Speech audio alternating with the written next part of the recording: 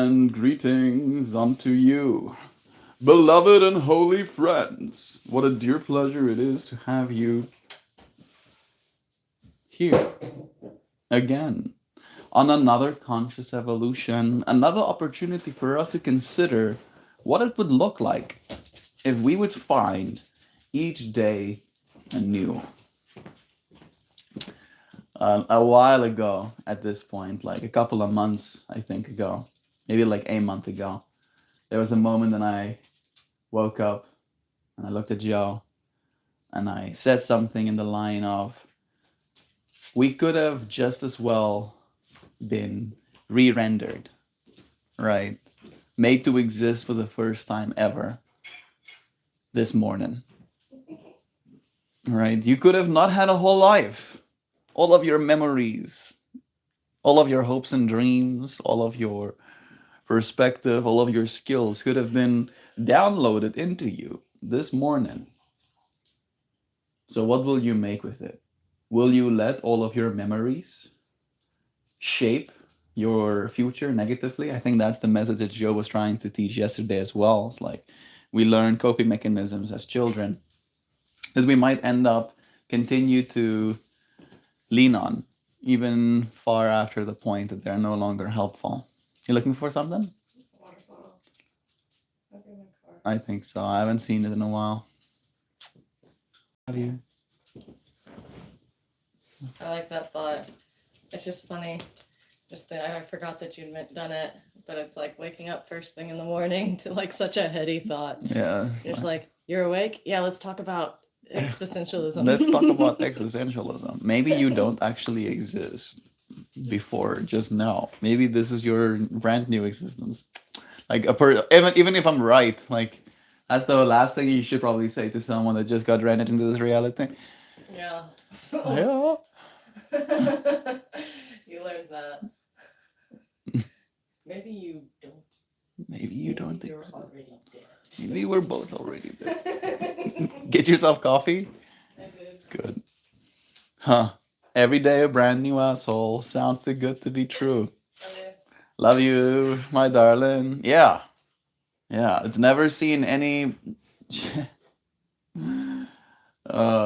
usually one of the ones that's first to be activated in the mornings. You know how it be, Sam. I'm not saying that it's true, of course. I'm not saying that it's true at all. However, I do think that there is something to considering it, right? Just allowing yourself to consider what the day could look like if yesterday literally did not exist. That today is so new that the only thing for you to do is to now go out and experience all the novelty that awaits, right? This topic definitely comes from this point, at least in me, that wants to continue to teach with my own way of being, that I'll show up despite everything, right? Despite the fights, despite the disagreements, despite the confusion, frustration, despite all of these energies that can limit our expression, I would like to keep showing up with you, friends. Not because I forget, and I do, but because I want to. Because I want to meet each day anew. I want to see these moments that we show up for as opportunities to be better, right? Be even better, be even more enlightened, even more awakened, even more mature and evolved and, patient. Patience, big one. I do actually. My brain also. Cool, we're awake. Let's continue talking the metaphysical planes. Feels rude of it to not at least ask me first. You've been asked. You've been asked, Sam. You already confirmed, right? You just forgot. As part of the reset that happens when we get respawn, we do find ourselves smack dab in the middle of reality. Progress is being made. I'm trying to show up for each day anew. It's not easy to do. It's not easy to do because there's so much that influences how we think things are supposed to go. It's like a prediction model, right? Your brain has a prediction model, and it constantly wants to predict how things are gonna go, right? It wants to reduce the level of uncertainty to the point that it finds itself convinced that it's safe. What convinces you that you're not safe, right? If every day is anew, what in yesterday made you feel unsafe? And if you wake up in today, is that thing that made you feel unsafe still here? Maybe it's financial worries, right? Yeah, Melt, it's still here. However, today is another day for you to find out, figure something out. I'm sleep deprived, putting the phone down to listen. Aw, Nancy friend. Me and Joe were talking about you this morning. It is you who talked about the breath work, right? It's nice to have you here, friend. I'm sorry that you're feeling a little bit sleepy. I overslept last night. I slept 9 hours and 8 minutes, which is more than I'm used to getting. And I do feel very heavy in my body today as well, right? The sense of sluggishness. My yoga still went well for the most part. However, there were some poses that I couldn't reach as deep. Wonder if I slept so long that my back started hurting or something. A whole new body, all right? Imagine myself coming out of some sort of vat, right? I think in Altered Carbon, they had a pretty yikes depiction of that stuff, right? Where I have now been re-sleeved. Consciousness downloaded back into this body. Hi! Hey Zaps. Welcome. You new here? Thank you for joining us. You can keep telling me hello. Or we can start having a chat. Maybe you can let me know, Zaps. What would your day look like if you started finding each of them anew?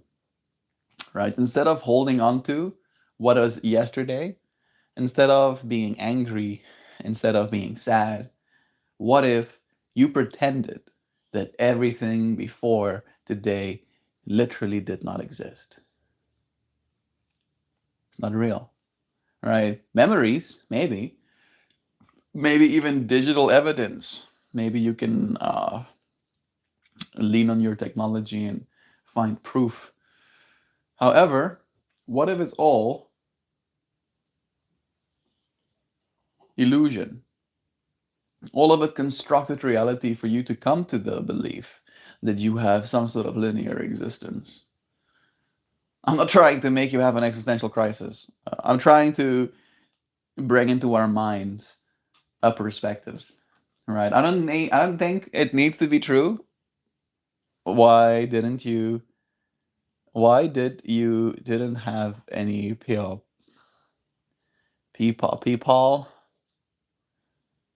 Yes. Uh huh. Yeah. Why didn't? Mm-hmm. Yeah. I don't think it has to be true.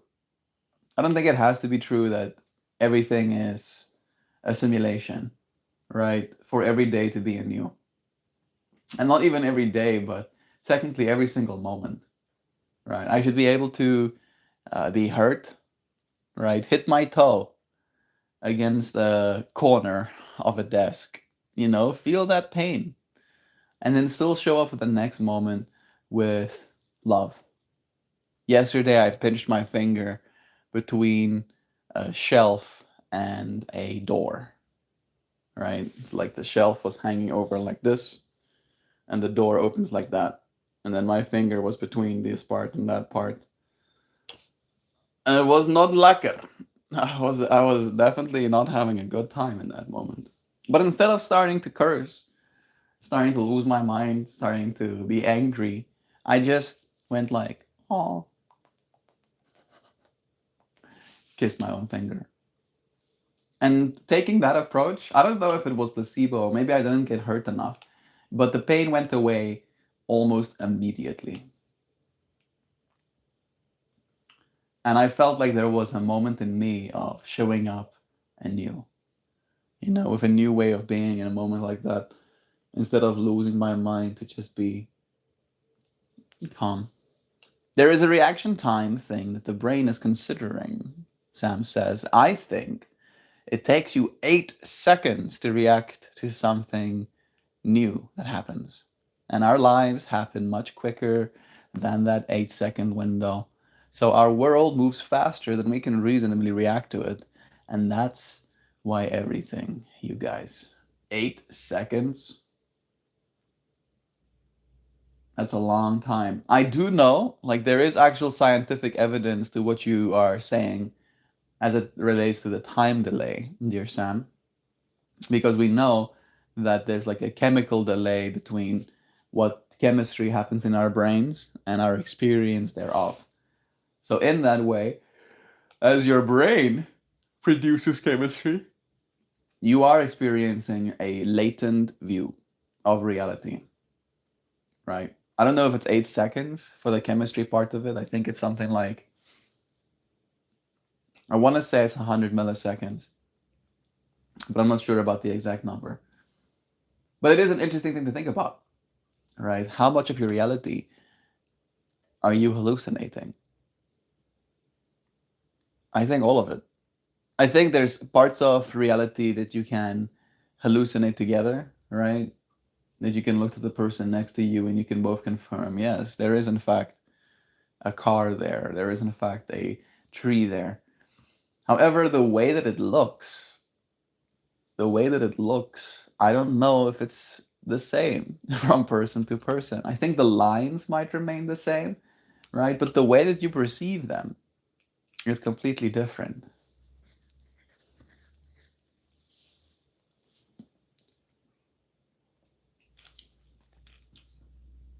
I'm thinking about a weird moment that I had a very long time ago.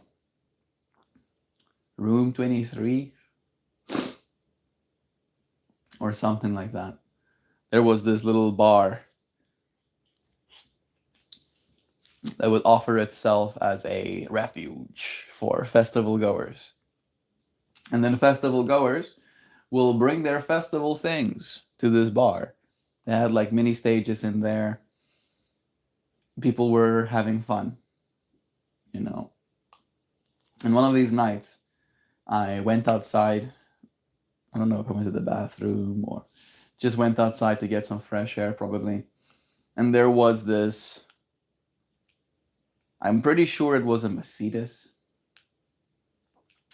But in my state of mind at that moment, right, I could really see it.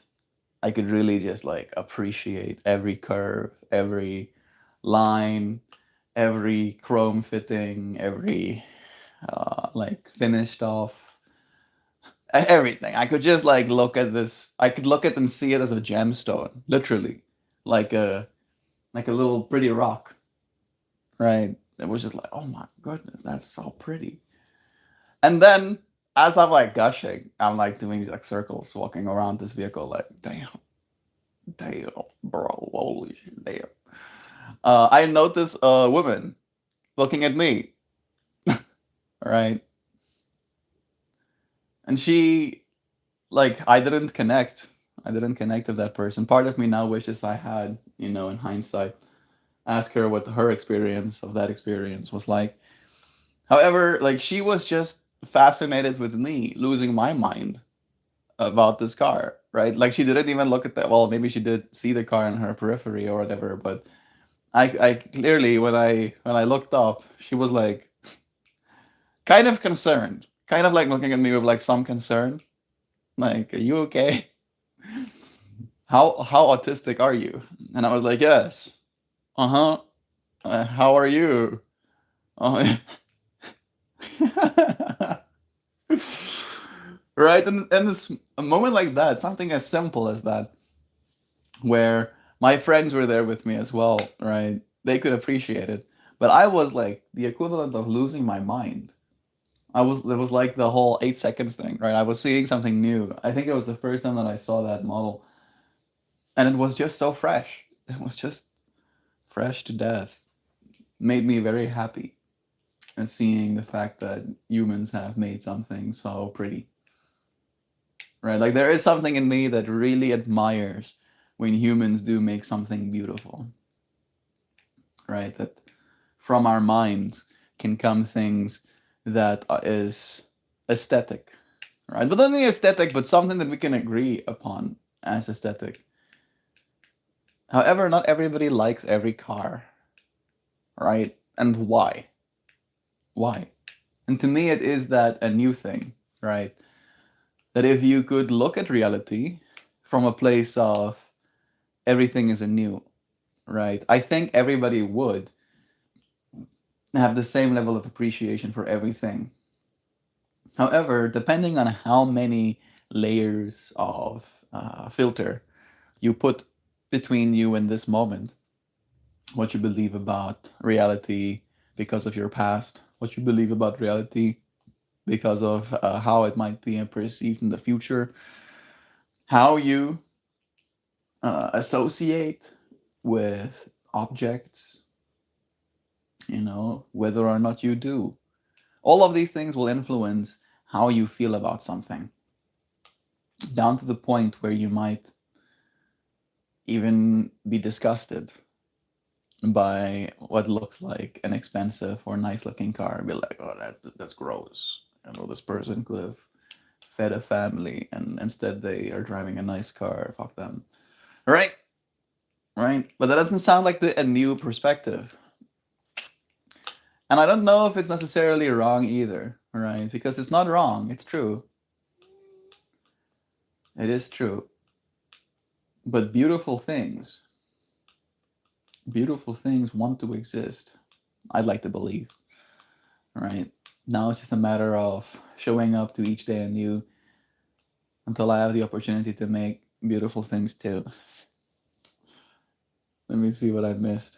Hey, we got Sadia. What's good? What's good? I feel so sleepy. Sadia. Well, welcome, friend. Gavity Goo here. He has to go he has to have a good day at work.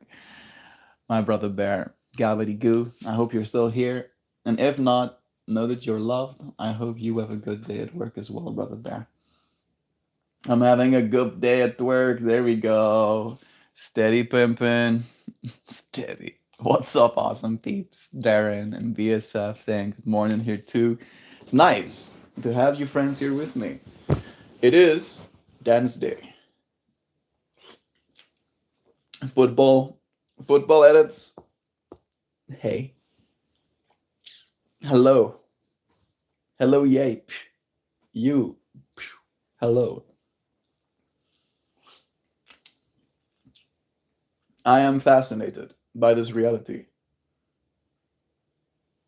And I think I can only bear to gain more fascination by showing up with this energy of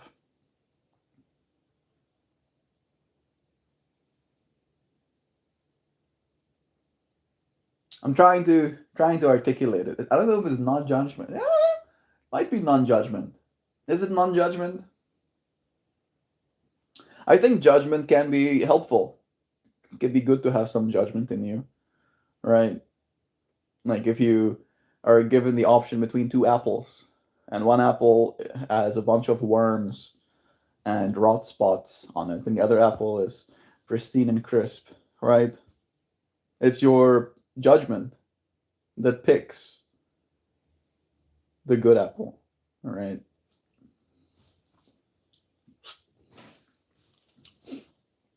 But if I showed up completely anew, would I know that the apple that has rot spots and worms in it won't taste as good? I might not. I might not. I'd like to believe that my instincts would kick in. Is there a difference between what your instincts tell you and what your consciousness knows? How much of what you know? Oh my goodness, my microphone has been next to me this whole time.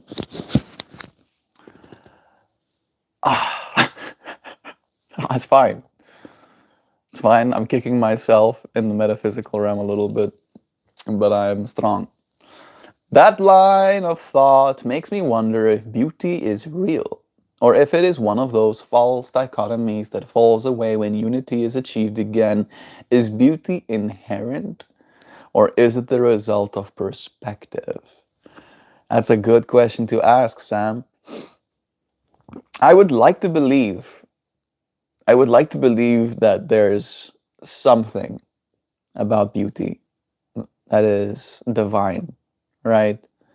But there's also, at least in me, talking about the unity perspective. So I'll agree with you in that, at least, Sam.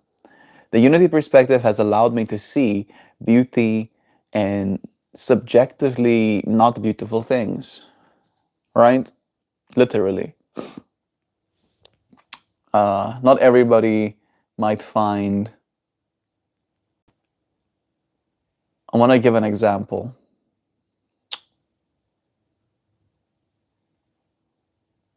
I have a good one. Not everybody might find the cracking of walls or paint or sidewalks or patios beautiful. But there is something in me that does, right? I've been trying to trim the weeds back on our driveway. However, it kind of hurts me to do so because unironically, I do kind of find the green popping out between the concrete beautiful. I kind of like, that's nice. However, again, it is kind of subjective. It is the result of my perspective. My perspective is I like nature, and concrete is concrete, and the fact that the nature is literally busting out from the seams, it has a quality of like nature's admiration for me. However, if you want to be realistic about it, leaving it like that indefinitely will mean that it will destroy, right, that concrete over enough time. It will continue to make the problem larger and larger over time.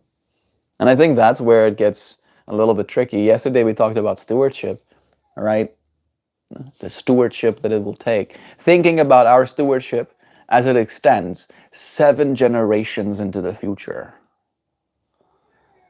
That's a pretty big responsibility, right? And if we're going to prioritize beauty, because on the other side it's beautiful, maybe to another person, to have everything clean, right? To not have to worry about the concrete getting destroyed because it's clean. I look at it and I see nothing to worry about, right? And that can be beautiful to someone as well. Is beauty inherent, or is it the result of perspective? So I'd like to say, yeah, probably perspective more than anything, dear Sam. However, something like a vehicle, I feel, has a kind of like this tests. People probably do tests. There's a whole group of engineers. There's a whole group of designers. They build on model shapes that has worked before. People have wanted to acquire them, right? There's this stacking of beauty on top of beauty on top of beauty, perspective on top of perspective, to get to that point.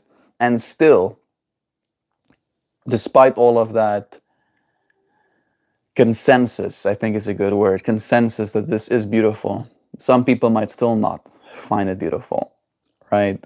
So even because of those, or even despite of those false dichotomies, things can still be unappreciated.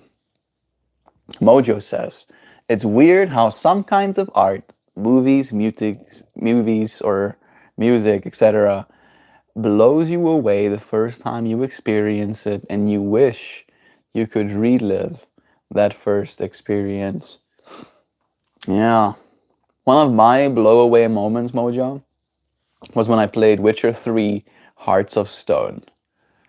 I had finished the Witcher 3 games, and then for my birthday, my friend David, me and him are still friends, we chat. He got a new car recently. Very cool for him.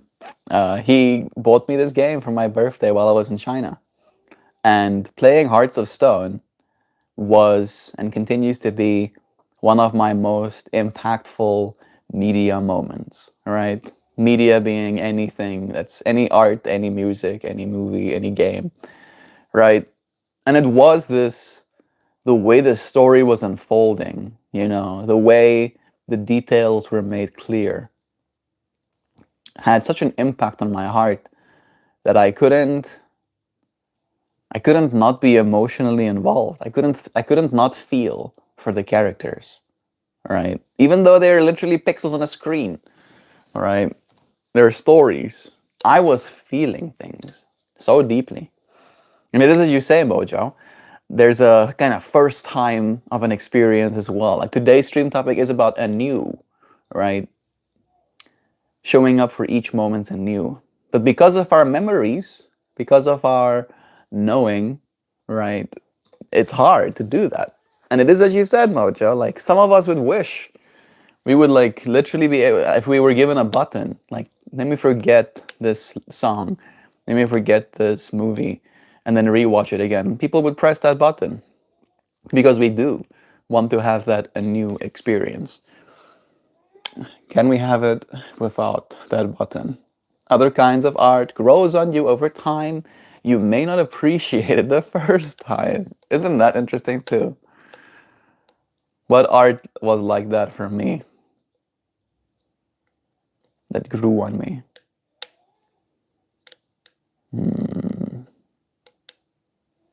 Something like The Boys. The Boys was disgusting the whole way through. But the writing was so good that I could find appreciation for that story over time, as you said, Mojo. However, I am happy that I don't have to watch it anymore. I'm happy that it's over. Right? It's very on the nose as well for the current American political culture, which is also another thing. I'm spraying around the whole garden to get a ton of humidity. It's supposed to be like 90 today. That's the weirdest sentence I've ever seen, Darren. You are trying to make humidity? Did I understand it correctly? Or are you trying to keep your plants cool because of the 90 temperatures? Maybe that's it. Sam, I wrote a paper on this once. In my opinion, beauty isn't a fixed property or quality, it's the meaning and value we perceive in it. Like respect. It's part of a value system shaped by our upbringing, our experiences and perspectives. And what is beautiful is deeply personal, existing in the relationship between the observer and the observed. Yeah.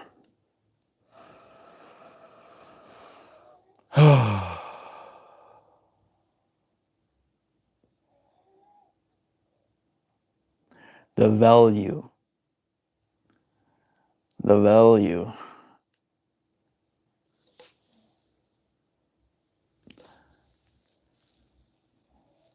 The value that we perceive in it.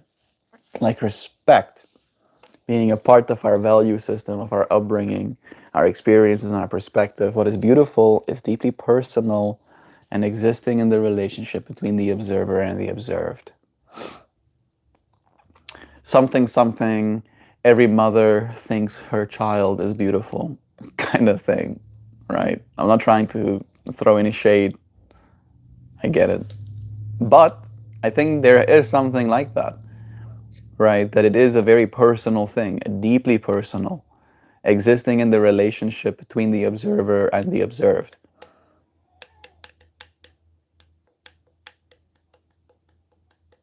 Yeah, I feel like the mother and child analogy is almost like the best one to make sense of that. Nancy says, I'm awake. Also, is anything inherent or is everything made up of or including something else?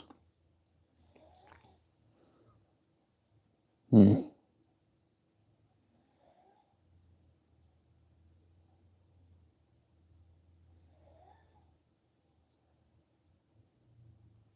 I'd like to believe that everything is connected, Nancy. Upon asking myself the question internally, it goes, everything is connected. So there's nothing inherent. Maybe the quality of love, right? The quality of presence, the quality of existence itself is inherent in everything.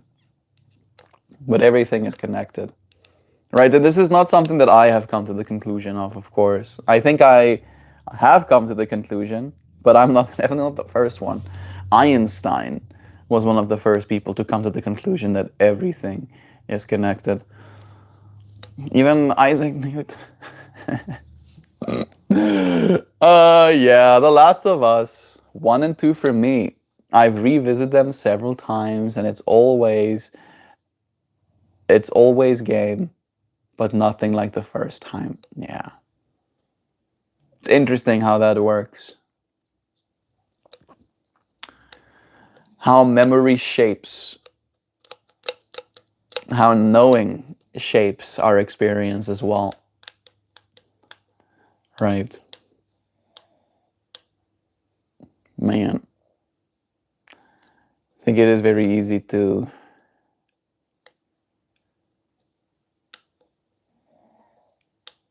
I think some people believe that's even why they don't want to live forever. And forever to me is like 1,000 years, right? Not forever as in forever ever. But if you had to tell a person from the 1800s, oh yeah, humans in the year 2000 are set to live for 1,000 years, he'll be like, oh my goodness, that's forever. That kind of forever, right? And I think people are scared of that reality or possibility, let's say instead, because they do fear losing that quality, right, of anew, of fascination with the world. That if you've experienced so much, will you be jaded and uninterested and bored? And I'd like to believe no, but I'm also more than willing to find out for myself, right? See how my reality gets shaped by the extra time that I spend experiencing it. Combat is here saying, what's up, man? I like the shirt and scarf combo. Very 90s. What's the topic? Thank you. Yeah. Today's topic is showing up for things anew, right? The concept that we're discussing is that what if, and of course, I don't believe this, but what if you didn't exist yesterday? That all of the memories, all of the hopes and dreams, all of the skills, all of the photos on Instagram, all of the YouTube videos that I have made, all of it was rendered, right? Made as a part of a database. And then I got put in this life thing just this morning for the first time. I'm given a whole set of memories, right? Set of beliefs, but I have not existed for more than 3 hours. I'm a brand new being. What if? And if that, what then? How would I engage with the world differently? How would I try to make things valuable? What would be valuable to me? Would I continue my programming? Will I continue going down the route that I have become convinced of, that I have been programmed, right, to be? Or will I find this day anew, right? Will I see it as this grand opportunity to experience new things, to react differently? I think that's the big one for me. It's like the reaction. It's like your behavior, right? Can you let your behavior be shaped by believing that this moment is new? Every moment is anew, right? Not letting the past shape how we react in this moment. And that's kind of my fascination today. What do you think about it? You get some rest. I sure hope so, Combat Journey. We got Joe saying Darren and Dan, Nancy and Mojo, combat new friends, all friends, here friends, there friends, and now and later friends. Good morning. Good morning, Joe. You're so cute. Gabby Goo says, I didn't appreciate metal music most of my life until just recently. Now it's the most cathartic music to experience live, and I connect with strangers more than any other kind of music by moshing. It scratches that primal itch to go full unga bunga like a caveman around the fire. You see, I haven't had that experience just yet myself, Gabbity Goo.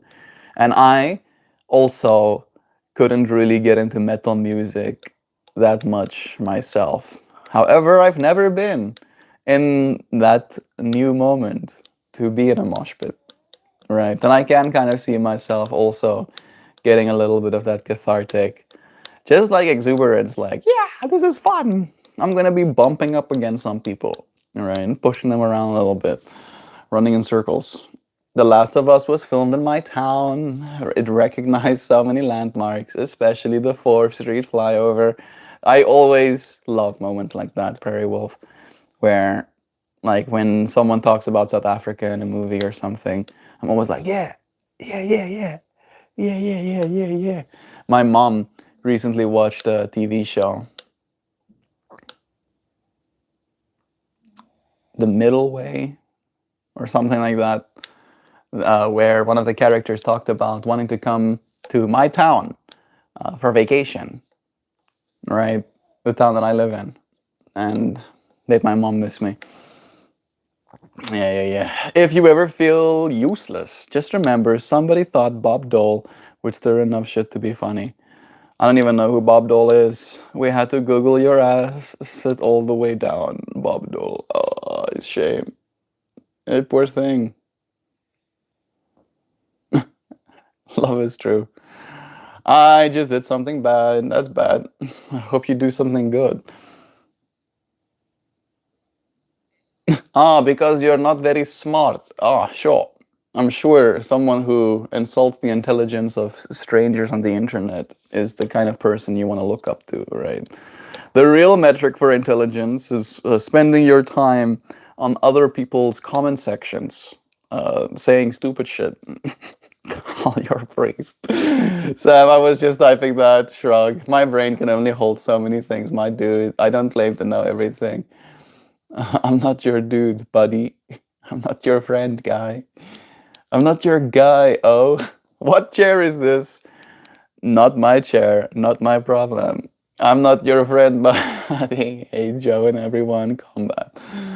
I'm on the interdependence team, but have felt the inherent feeling sometimes. Tell me about that, Nancy. What's the most prominent inherent feeling for you? Part of me wants to like add some more clarity to my mind through which I can consider this topic.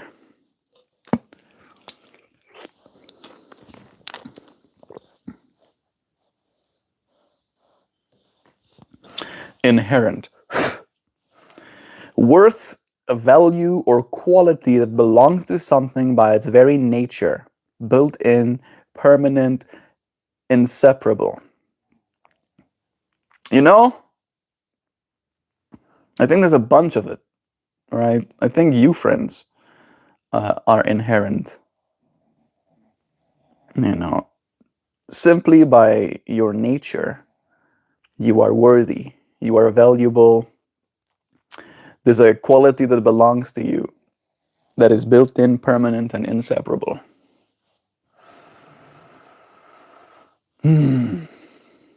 I think the sun has that quality, has inherent worth, value, and quality. The quality of heat, the quality of light. My body definitely does as well. It's valuable to me at the very least. It's worth something to myself. It's worth something to the economy too, right? At the very least, I have good organs. So somebody might want my organ. I'm literally worth more to this reality alive than I am dead, right? Like just dead. And that's the in-between step of getting my organs harvested. Why myself? What's wrong with you, dude? Why are you like this? But I think it's kind of cool to think about it like that, right? Even though this a little bit malign, right? Exploitative, I think is a good word as well. You still do have value, right? Inherently, it's inseparable from you. Bumping, shoving, rubbing, scratching, falling, getting picked up, run in a circle. It's really fucking fun. I'm seeing Ginger, Ginger in a couple of Saturdays. It's gonna be nuts. Where is it happening? Gobbity sounds fun. I have gnarly stitches on the inside of my bottom lips because I got smacked in the face in the mosh pit at 14 and my braces shredded my inner gums. I had to get surgery and everything. Yes. That does not sound like a good time, Dan. Licks the inside of my lips like, oh my goodness. I never had braces, but that sounds like worst case scenario. Yeah, something. If you have braces and you're gonna go and be in a mosh pit, wear guards. I'm not your guy, pal. Should have wore a football helmet. I grew up in a mosh pit. There is something about that chaotic connection. We got random love spreaders saying, "Hey, you got a great smile. Remember to stay happy. You're always something to appreciate. Much love." Random love spreader. That's so nice. I hope you continue to randomly spread love to people. Thank you for spreading some love with me. The earth looks at life and says, "Oh, yum." Dibs on Melt's kidneys and liver since he's given given out organs. Yeah, yeah, you can have dibs. You can have dibs combat journey. Little did you know that my kidneys and liver is so powerful that they will remember my cellular intelligence. And then slowly, yes, first unnoticeably, but surely, I will start to change you from the inside.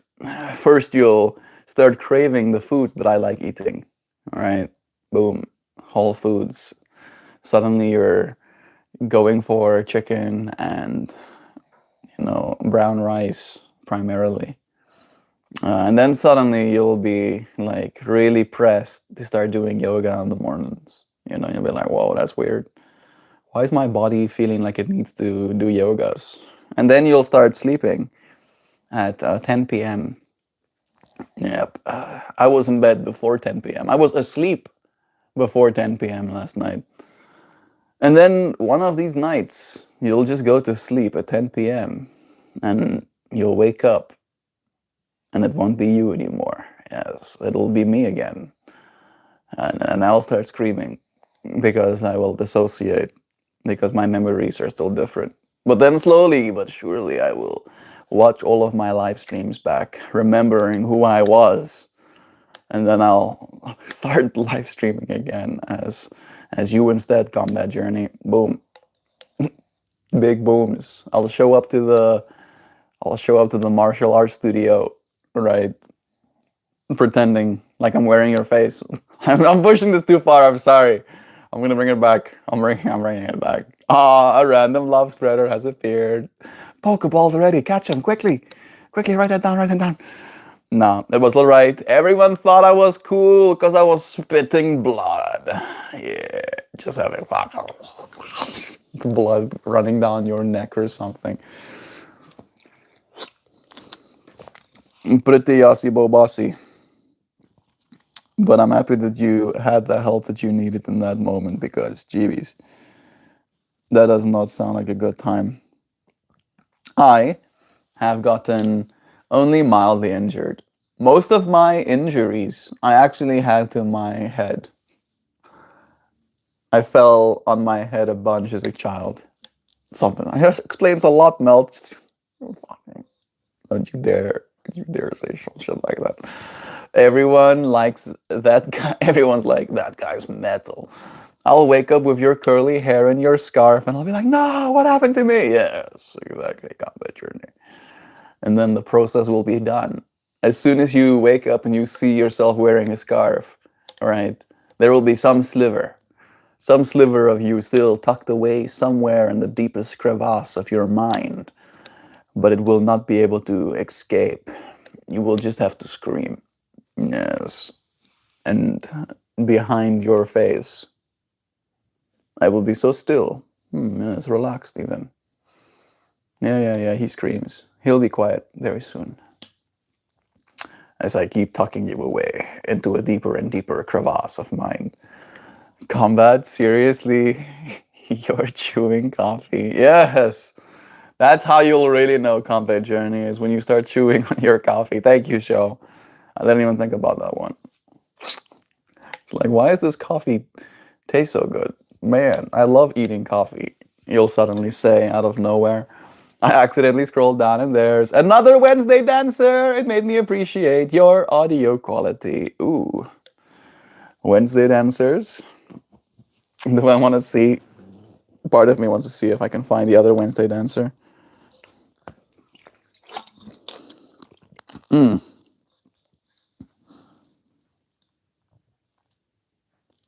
There's more, Joe. Joe this morning told me about a new pair of glasses. And apparently there's new pairs of glasses. The world's most interesting displays. Yes, very interesting. My algorithm constantly wants to, you want to see some technology? You want to see something? You want technologies? You want to look at technology? Like, yeah, whatever. Always wants to sell me more technology. Fine, I'll buy everything. I'll buy all of it, but not today. Oh yeah, scroll down. Wednesday dancer, not Wednesday dancer, not Wednesday dancer, not Wednesday dancer, not Wednesday dancer. This dude. Yay! Whoa! Doing some hammer swings. No mas. Oh my! I don't know if you saw that, but I'm gonna pretend that I didn't see that. I put my phone down and something switched out. Somehow switched out of Meltstream to something else. Nancy. Did anyone see Backrooms? Is it any good? Is it worth going to see? According to the internet, pretty good. It is made by a YouTuber, right? So you're not going to be supporting the Hollywood execs, which is, I think, one of the big draws for people watching it right now. I do want to watch Obsession. I'm waiting for that to come out. Just because, again, it does seem to be the thing. It did make something like what? Made $130 million.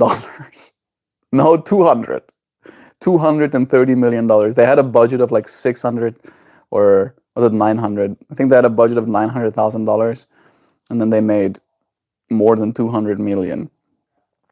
All right, so there is definitely an appetite for stuff like that. I'm going to see the Odyssey at IMAX in July. We watched Disclosure Day on IMAX. Like, the IMAX experience is definitely good. That screen and the audio is fantastic. However, yeah, the movie you watch is going to be the biggest decider. 3 hours long. Hope you have some of that adult brownies or something. I want to see that guy. Yeah, me too. That mask got memed out of non-existence.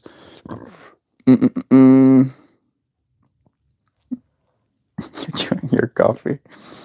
I put my phone down, love again. Yeah, I really start craving coffee, and then I start chewing the coffee. The transformation is complete. It's like horror movie. Don't go in there. Yeah, it is one of those, as he said. Don't go in there. Yummy yum. This coffee is extra crunchy today.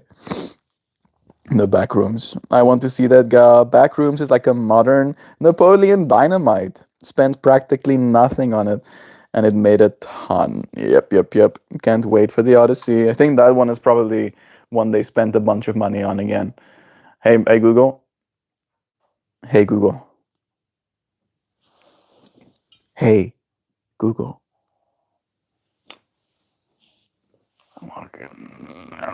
It's probably yours is probably listening to me, but mine isn't. Fantastic. How much money did they spend making the Odyssey?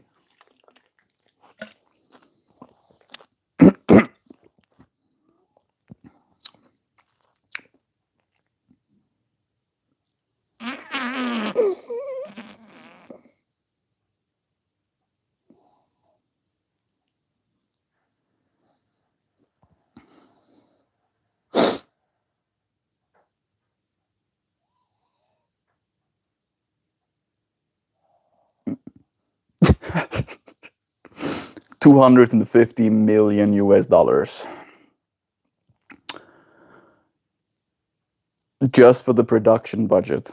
It stands as one of the most expensive films of Nolan's entire career and is notable for being filmed entirely on IMAX 70 millimeter cameras.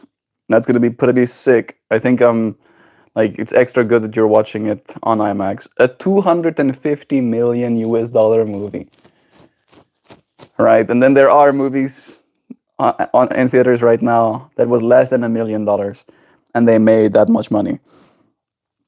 So they have to at least make like 300 to 400 million dollars just to break even on that freaking movie or something, plus the marketing budget. I don't know if the marketing budget was that big though. That is crazy. That is so by a monies. Holy shit. $250 million. Did your friend see the new Eno? There's new robots. There's more robots coming out actually. Check this. I saw this yesterday. Look at this robot. No, I don't want ads. I will lose my mind. I will. Keep showing me ads, so see what happens. Yeah. Stop showing me this. But look at this thing.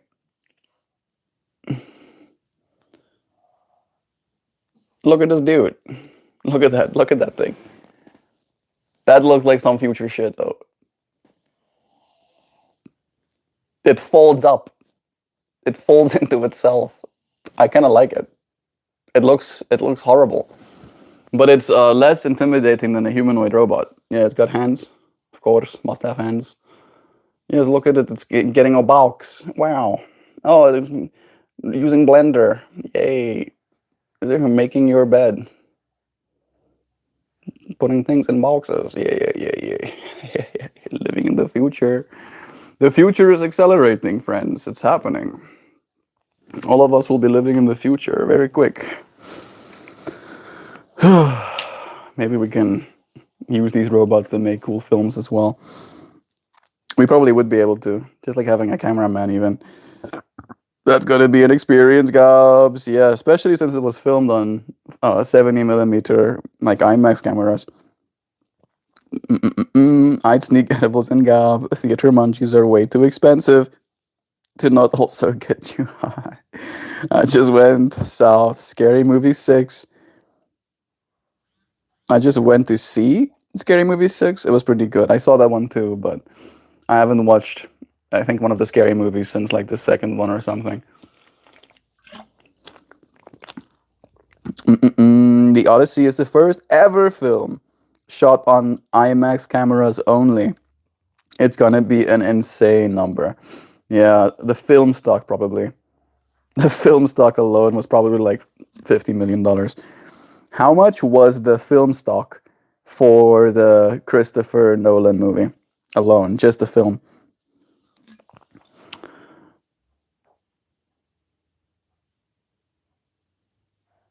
$3 million. I was kind of off, but still. Hit the gym, MeltMore. I should probably start hitting gym. Get even stronger. Yeah. Yes. Start bending space-time reality with my sheer auric power. Right. Go into a 10,000 gravity chamber. Right. And then do handstand push-ups. Yeah, yeah, yeah, yeah.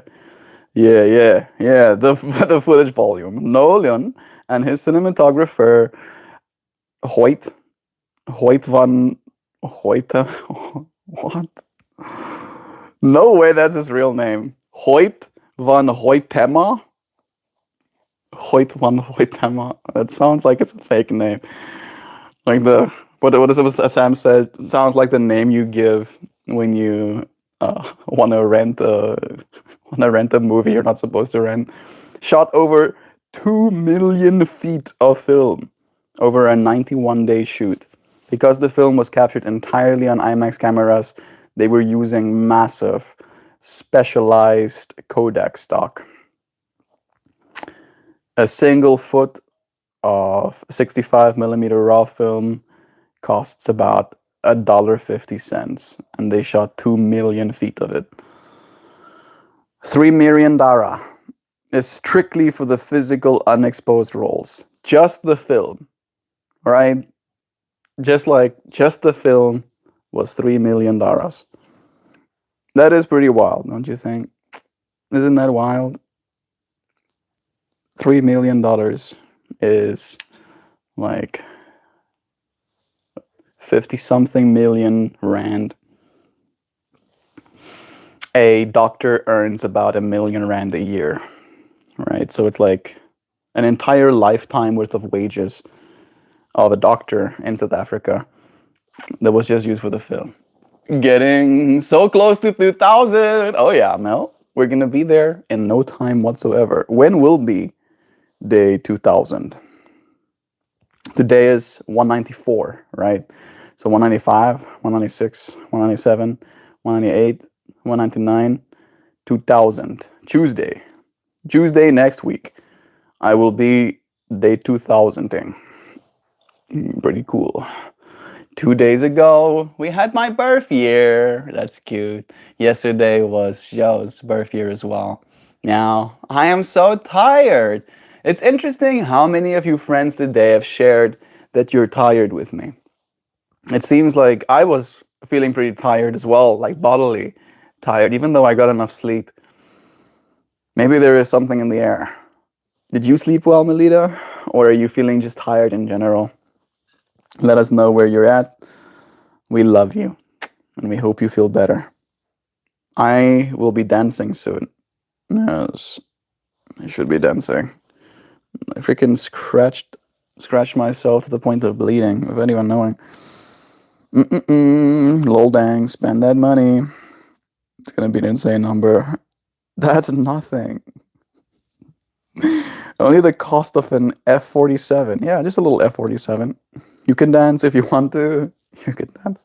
He means an open-handed slap. Go to your nearest Planet Fitness, walk right up to the front door and slap it. Hit the gym. Disclaimer, safety dance isn't as safe as it sounds. My pocket did that, sorry, it's okay. I don't know if you accidentally banned someone. Hi, how are you? Sonu Pataye. I'm doing good. How are you feeling, friend? Because it talks about leaving your friends behind. If you were really safe, you take them with you. Hey, Melita, that's nice. So much love in chat. I actually slept amazingly well. And I started to wake up weirdly early again as well. You see, I also feel like I slept amazing. According to my stats, it's like, yeah, great sleep. Most sleep you've had in 30 days, literally. And then I wake up and I feel like I'm an old man. I'm like, are you sure? Are you sure you slept well? Because your friends don't dance, and if they don't dance, then give those friends some time. They can dance if they want to. You just have to show them how. Give them instructions, and maybe they will try it themselves. Save me. Someone help. Yo, Melt. Hey, Kid D. I mean, who's that? Is there anybody in chat right now saying yo, Melt? Who even who even said that? I don't know why I'm mean to you, Kid D. Think like those comments of like you ignoring me ignoring you, right? I'm not letting them go when I should, because today's stream topic is about starting each day anew. So I can be like, hey, Kid D, welcome. Like, is this like the first time that you're here ever? Are you new here? Tell me about yourself. No, no, Joe. I thought it was the we. Are we gonna leave your friends behind if they don't dance? No. Sorry, man, Sam. Yeah, if they don't dance, they get left behind. However, Sam says, Joe, can you dance? I don't have any friends to leave behind. Just you folks. And us folks dance. All right, so you don't have to leave us behind, Sam, because this is where the dance is happening. Are you gonna do an Oliver tribute today for your dance party? I should come back. That wouldn't be bad, actually. Are you new here? Have you melted yet? I found your look-alike with the same characteristics. Of course you did. I keep telling you, Kid D, the thing I am, this thing, this soul that incarnated into this form was so powerful, I had to incarnate into like at least 8 different bodies on planet Earth just so that this single body doesn't explode. If I had to put all of my consciousness in just this body, I would instantly explode. It would be pretty grisly, right? So I had to like split myself in a bunch of little slivers, right? Send myself. It's like big old packets of data, right? And now I'm like all scattered, and I have to figure out how to reunite with all versions of myself so that I can become super. All right, I'm gonna keep fusion highing with each of my previous selves until I'm one super self. Yes. No, not supercell. Super self. Yes. Yes. If you know, you know.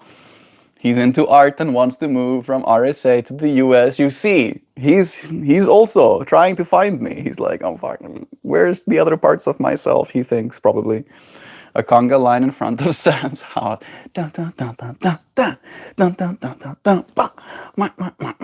And Sam is just like peeking out of the curtains like, the fuck is happening out there? And all of us like, yeah! New Moon Branch. A conga line. This is true, Jovan. Did I mention the house next door is open and on the market? Sam, you trying to get us to buy a house? Get us to buy another house. Good luck on that, Sam. We know where you live. We know where do we? I think we knew where she lived. We'll have to see if it's still in our information. At least she knows that she's safe with us. Sam doesn't have to worry that we're gonna come and axe murder her. I should not say stuff like that out loud. Love is true. Good luck. I wouldn't leave my friends behind, but then if you bring your friends and they don't dance, I will leave them behind. I will draw a diagram to make it more clear. Yes, you see, my friends, then me, and then your friends, right? And then there's like small little vesica Pisces of overlap. And Venn diagramming it. This is true. Love is true. New moon. New moon branch 8768. That's the name. That's the person's name who you found, Kid D. So the plan is we buy it and Melt dances to the sunrise until the rest of the neighborhood is on the market. Yeah, step 2, hippie come in. Boom. Yes. Yes. And then step 3, Sam moves out. And yes, boom, more houses. All of the houses. The super self. Yeah, I like that Melita's like, fuck yeah. We have a creature on the end of the block who has a Confederate flag in his collection. If we can get him to move, we're all set. We'll Congo line in front of his house, right? All of us will wear colorful clothing.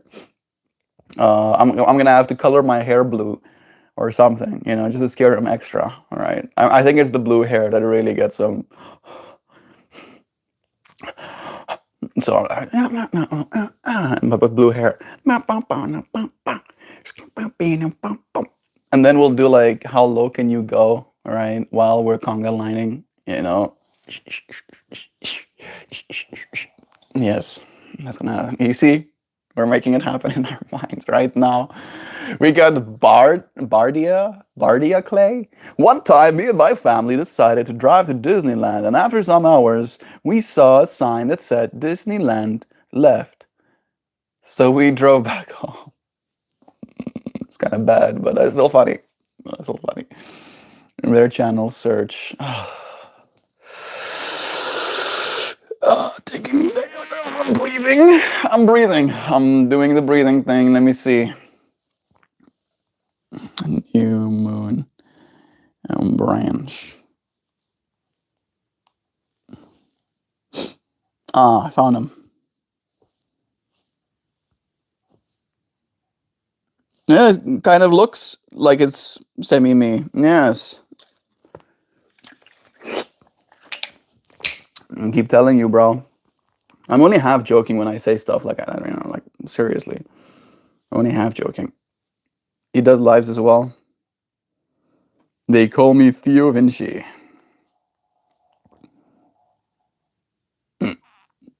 Yeah. South African homie. Look at him go. Yeah. More. Oh, can do it. Do it. Keep showing up. He looks like a combination between me and Christian a little bit, especially with his beard. Yeah. It's happening. It's happening. The convergence. Oh, the convergence.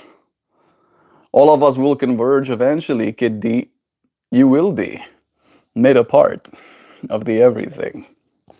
There is no escape. Oh, there is no escape. You can only commit. You cannot run away.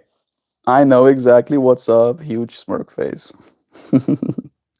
When you left, did you go to Wally World? We can dance. Everyone say dance. Imagine flying the flag of a loser rebellion that lasted less time than a presidency. Robert E. Lee said on his deathbed not to celebrate the Confederacy because of how epically they lost. It's pretty Aussie, right? But some people like the losing team, I'm sure, right? Something sports, right? It's like, yeah, that's my team. And even if they keep losing over and over again, I'm still going to see this through. You saw. I saw. And again, I'm not joking, Kid D. I'm dead being serious. So, like, you're gonna see a lot. You're gonna see a lot, though. This consciousness that I am wants to come out, though. You're gonna see more of it. I promise. You're it. I honestly believe that all of us are it, right? It's just a matter of how much you know that you're it, right? And that's a spectrum, right? The more you know that you're it, the more it you are, right? The more you believe you aren't it, the more you're on your way to becoming it eventually. Yes, Kid D. Be transformed, though. Be forever changed by knowing. I thought that was you. Let me see that picture again. He does look like me. He's still got the long hair going, though. Escape. Yeah, Dan, I'd love to replace those flags of pride flags and the flag of Mexico for giggles. The flag of Mexico, Canada, Greenland, Venezuela, and Iran. Oh, and Somalia. The Somalia one would be the one that makes them lose their mind. You sure he ain't your brother? No, he is one of my incarnations, so. He probably has the same name as me as well, even. I wouldn't be surprised. I have found that that's sometimes how it works out as well. It's like they literally even have my government name. Right? I'm being serious. I've like met many of myself. Like many of them. So many of myself. Right? To the point where it's like absurd to me at this point. Right? Because I'll meet a version of me and then I'll be like, oh, hello. And then I'm like, what's your name? And then he tells me my name. I'll be like, stop it. Stop doing that, though. That's too weird. I even met one of me here. One of my neighbors is one of myself. He has 3 kids, though. And he's 23. So I think he's definitely playing the playthrough of like uh almost like, he's playing the reality game a little bit better than I am. Yeah, I'm sure there's a lot of people with one tooth the ability to not be able to read their team in the South in the Civil War. You guys, people who use Confederate flags are barely literate. There is a chance any of them are going to be able to recognize any of those flags. They're going to be like, oh, wow, there's a bunch of neat ones. All of these flags. All of them will probably be like, oh, must be some sort of gay flag. It's like a new type of gay. All of the different gay flavors. That is the root of their anger, though. They're like, I don't know what it is, but it pisses me off. Yeah, I think all of these people could definitely benefit from showing up anew. Oh, yeah. Just finding this reality anew. Realizing that, hey, maybe you don't know. Maybe you don't know what's going on.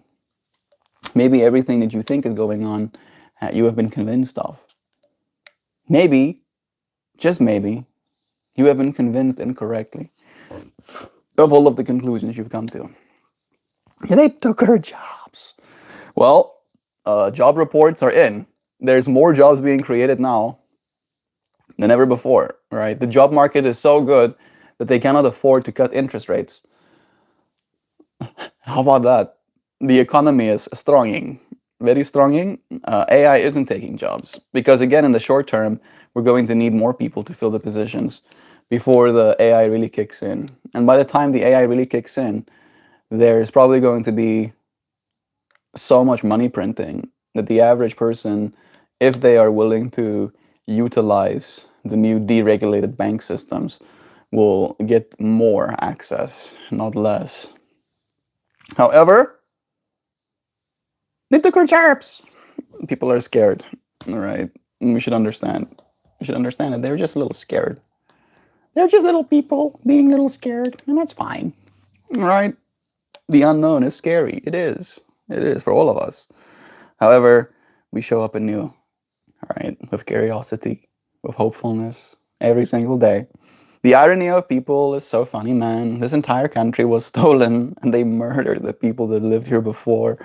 And then they use the word discovered to just make it all go away. Yes. Yes, discovered. Like everybody in America is an immigrant, right? Except for, of course, the few indigenous people that are still alive here. Everybody, every single one of us, everyone, me included, of course, is an immigrant here, right? This country was built by immigrants.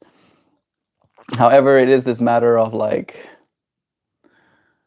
the way that I see it is that wages, right? Like there's going to probably be, with all of this deportation and stuff, right? When the American economy switches over to its like hyperinflation period, it will probably do that only after it's removed as many undesirables, as the government would say, as possible, right? Because again, if everybody isn't aligned with what it is they were trying to build, then a lot of that money will leave the country, right? To, like, for the most part, just take care of the families, for example, of the people that live here, right?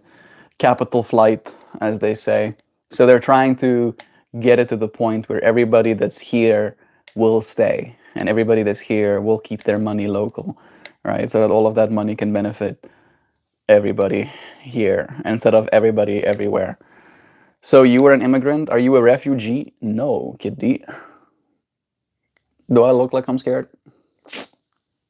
Nope. I am married. Will I get a job if I move to the US? No.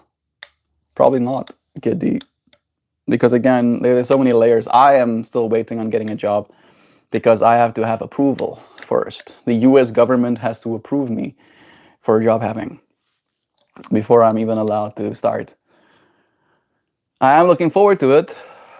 Part of me is just like hoping that I will start to get to earn money before all of the value gets hyperinflated away, right? Hopefully I'll get to own an asset before it happens. I do believe I will, right? I think it's gonna take like a decade plus before the cracks start to show. But still, there's definitely a part of me that's like,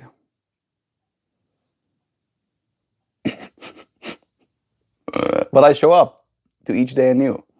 Capital no and yes, I mean to spell it in that way. A capital no. I think I missed some context, but it's nice having you here, Tomo. Sending you blessings. The capital no for the jobs thing. Yeah, yeah. Yeah. But yet, when other people are trying to get away from their terrible circumstances and just get a job and support yourself, they act like you're the criminals.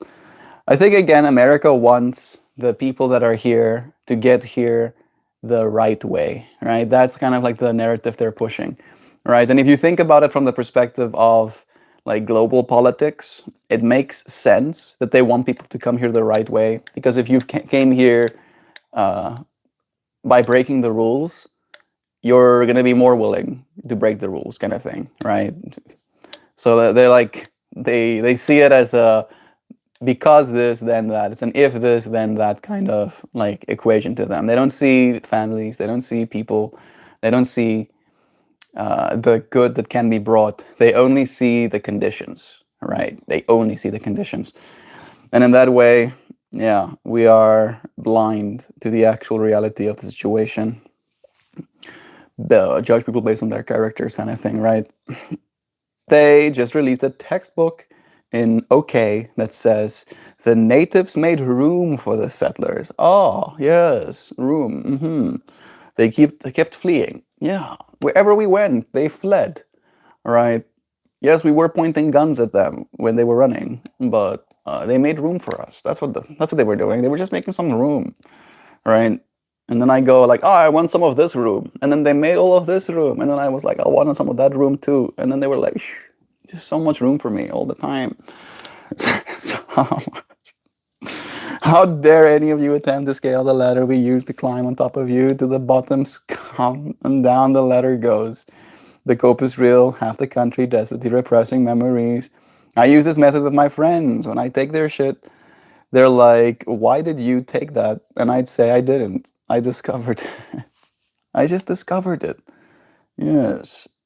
Discovered your car in the parking lot after I discovered your keys in your bag. Is a new American. Yeah. Yeah, I hope you don't itch wearing clothing with Velcro strips. How far can your hips rotate, D? What? I meant, like, it's possible for me to, yeah, of course. There's a lot of jobs here. Kid D, if you get here legally, you should have more than enough work opportunity. Especially if, like, in comparison to South Africa, dude. Like, there's a lot of jobs here, right? The amount of jobs that's open here, I think, would probably be the amount of jobs that South Africa needs in total or something like that. Frankly, right now, in this political climate, it depends on your skin color and what religion you practice, D. It shouldn't be that way, but we have shitheads in charge, so we're all just coping. Exactly. It's possible, Kid D, with lots of intention and effort, but do know that it's exhausting. Even if you do get a job, you will be exploited. Value will be extracted from you. You're not going to get the amount of money that you help earn, right? Because of the systems.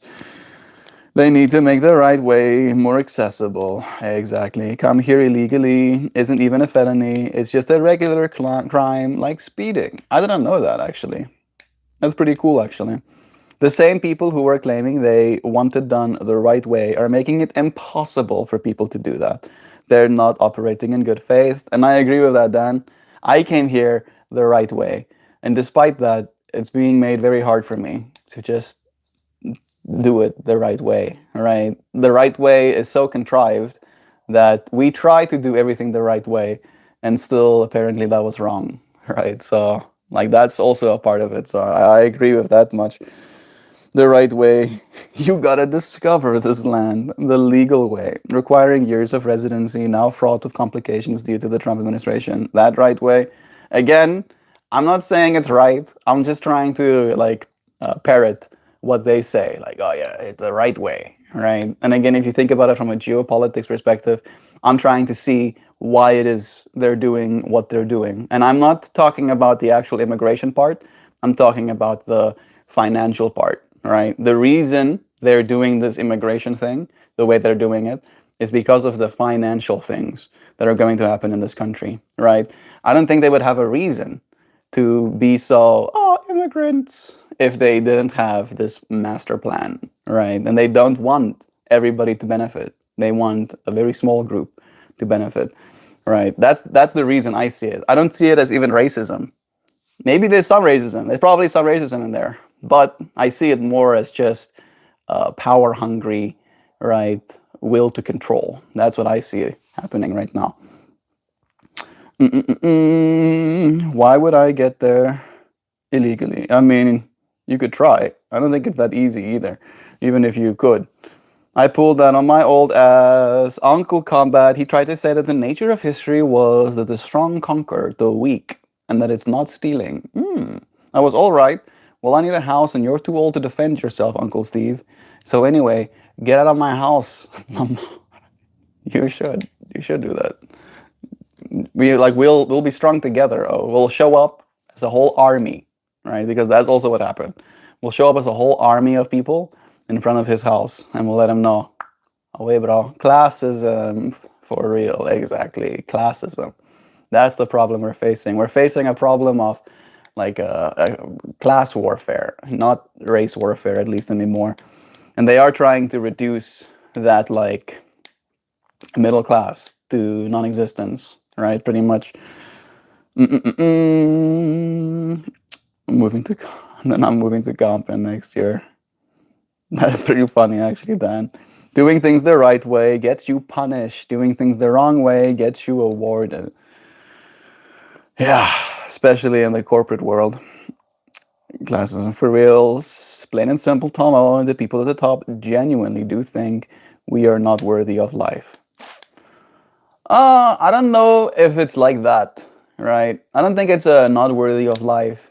It's a kind of expenses thing, right? They see us living as a not as an asset, right? They have been poisoned to the point where everything that they do with their time, everything that they acquire with their money has to be an asset, right? Something that adds value to their coffers, right? A stock, precious metal, cryptocurrency. All of that is the only things that are worth their money because it's an asset that they get to own, that gets to appreciate and value, right? They cannot own people. However, we are also assets that do appreciate and value. However, we have maintenance, the same way as an expensive vehicle, for example. I think the maintenance of a human body is lower than the amount of asset value it can create. However, again, it comes back to the ownership thing. They can't own us, right? They can't really own us. They're trying to now own our data and trying to like utilize that to sell us more things. But we are still individual agents, right? The free will. That's the big problem that they're facing. Every one of us have free will, and we can kind of do whatever we want, right? Including bad stuff. And I think that's the real thing that they hate, is the fact that they can't control everything. But it can look like they just hate us, right? However, there's too many of us for them to control. And I think that's the thing that they really have a hard time with. 100% rich and poors are definitely the real prejudice that we have to deal with. You nailed it, buddy. Yeah, I do, again, right? When these conversations come up, there is a part of me that has hope. I don't ever think that we will, as average people, will get to experience the level of wealth that these individuals hold, right? Because again, that kind of wealth is like using a rocket to go and see space, for like a day, or buying your own yacht. And I don't think we don't need that much kind of wealth. However, I do see the future moving towards hyperabundance, right? I think it's hard to believe that the individuals that have all of the wealth would be willing to share it. But I think it's going to be one of those things where there's going to be so much of it that it's going to be impossible for it to not reach average people. Hey, stay tuned! One of my favorite friends, one of the people that love being in this space, that come here over and over again. He tells me in private how much he loves me. I love you too. Stay tuned. It's nice having you here, friend. How are you doing? How's life treating you? Today's stream topic is about how we can show up for each day anew, right? That despite all of the previous comments that you have shared about how smug I look, right? Still, here I am to receive you in love and hopefulness, right? That there is room for you to change, for you to get better, for you to appreciate my smug smiles instead of hating them, all right? Little by little, I do believe that there is hope for you too. What do you think? Stay tuned. You think there's hope for you as well? It's if you don't fit in a certain bubble, you are unworthy. Yeah. Racism has been a tool of the wealthy to divide the working class for a long time, and we've been writing shit down. They would absolutely own people if they could. I have no doubt. Exactly, Dan. I'm completely agreeing with you. They would absolutely own people if they could. But the fact that they can't is the thing that I think they hate. I think that's the thing that's like fucking scaring them. Right? And even if they try to own me, oh my goodness, I would be the worst slave. I would be such a bad slave. I would be the worstest of slaves. Or maybe I would be like Epictetus, right? I would like work myself out of slavery, right? Become a philosopher in the process or something. Did Rome segregate their slaves based on skin color? I thought it was based on whether or not your crime from the inside the empire or were acquired through war. This is also true, right? There were slaves of all color in the Roman era because it wasn't a matter of like skin color, it was a matter of getting conquered, right? If you get conquered, now you're a slave. And you could technically work yourself out of slavedom. Epictetus root for sure. Yeah, Melita is on the same page as me. Exactly. That could be the cool way, right? To not wish for things to be as you want them to be, but to wish for things to be as they are. That's an Epictetus quote, right? Realizing that if you have to be a slave, be like, yay, I'm a slave now, or whatever. This is how it was supposed to be, right? And then continue living from that perspective. It sounds a little bit tone deaf, I'll admit. However, I still do feel like there's a lot of wisdom in the way that he shared perspective. What is, not what could be. There it is, yeah. Want for things to be as they are, not for it to be as it could be, or as you want it to be. The want to be, right? That's where suffering occurs. It's when you want for things to be differently, then you suffer. You must suffering. Must be suffers. They probably consider the enormous pull they have on our lives to be ownership of some sort. Now, what they want to own is us as customers, right? They want to own us as a customer. They want us to have brand loyalty indefinitely, right? That if I start wearing Nike shoes, I only wear Nike shoes from now on and forever. That's their new idea of ownership, right? And the cool thing for me about our reality is that there's so many options, right? That's the way that I see it, is that there's too many options for them to have individual ownership of any of us. However, I do get liking a brand enough to want to continue acquiring their products exclusively, right? I don't get the whole Apple fandom thing, but I also understand how it happened, right? Like I think if a customer is ever owned, the Apple ecosystem owns their customers the most, right? Especially of the prices they charge for their phones. Stay tuned. You troll like you have your own bridge and villagers, so allow me to communicate with you in your native tongue. Irate caveman roaring. People kill for money. People use their wealth to get away with things that average people can't. Also true. They're in the phase of trying to own our thoughts. Thought control. A rich person might go to space or get a yacht, but in the end, they're improving. We're improving so that everyone can enjoy these things. Exactly. right? Like all technologies, like computers, like the internet, like the medical advancements that are happening right now. The first people that get access to these things are the ultra wealthy. And then in having access to these things, there is a trial and error that happens. There is a reducing of the costs as manufacturing increases. And then eventually, everybody has a computer, right? That is the hope that I think me and Combat Journey holds as well, right? So we hope that things will get better because that's kind of the way history has followed. History shows that things get really bad sometimes, a lot of the times. However, we still find ourselves experiencing the good as a consequence, right? There's still room for growth. And I look forward to that part of it more than anything. We just have to get past the ego and the scarcity mindset. Yep. So everyone can share in these possibilities. I was thinking about that, Tomo.